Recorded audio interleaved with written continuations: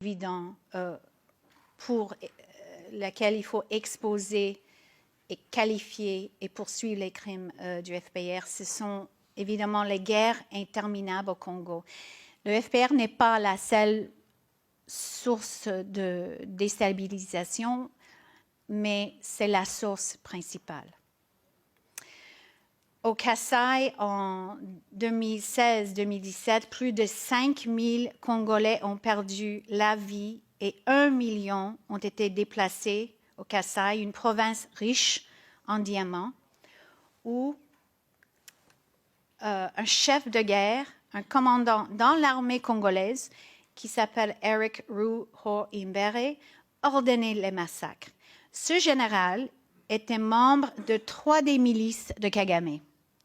Depuis plus de 2 décennies, Ruho-Imbere est parmi de nombreux rebelles Tutsis qui ont commis des atrocités au Congo et ensuite ont été intégrés dans l'armée congolaise. Ces rebelles ont provoqué le chaos et se battent pour les ressources, la terre et le pouvoir. Oh. Yeah. Pardon.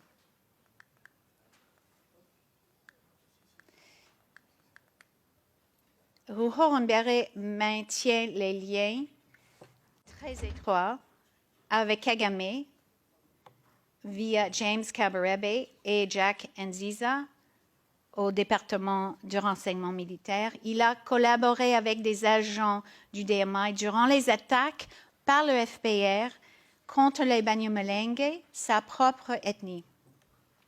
En 2017, 2 experts qui travaillaient pour l'ONU, l'Américain Michael Sharp et la Suédoise Zaida Catalan, ont été sauvagement massacrés pour avoir mené une enquête sur la violence au Kasaï.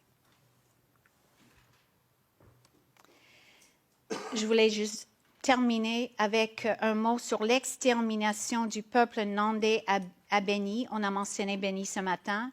Les réseaux criminels du M23, une milice de Kagame, sont toujours actifs au Congo.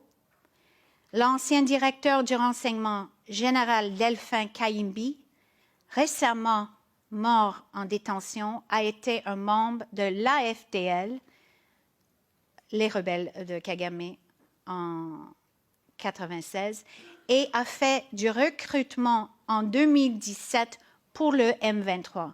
Il aurait organisé aussi le recrutement pour la milice ADF, qui mène une campagne de terreur et qui tue presque tous les jours, avec les méthodes du FPR, à Beni, dans le Nord Kivu. Je reçois des images, des photos, presque tous les jours, des images des enfants, des femmes et des hommes qui ont été tués par soit des machettes ou agafuni, les houes. Et on coupe l'os occipal ici. Ce que le FPR avait fait durant le génocide et après, ce sont des tactiques du FPR. L'objectif de cette campagne, c'est de s'emparer de la terre et de l'exploiter. Je termine avec une citation de Jean Jaurès,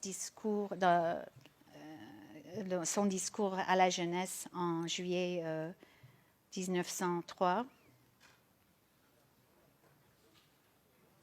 Le courage, c'est de chercher la vérité, c'est de ne pas subir la loi du mensonge triomphant qui passe et de ne pas faire écho aux applaudissements imbéciles et aux huées fanatiques. Merci.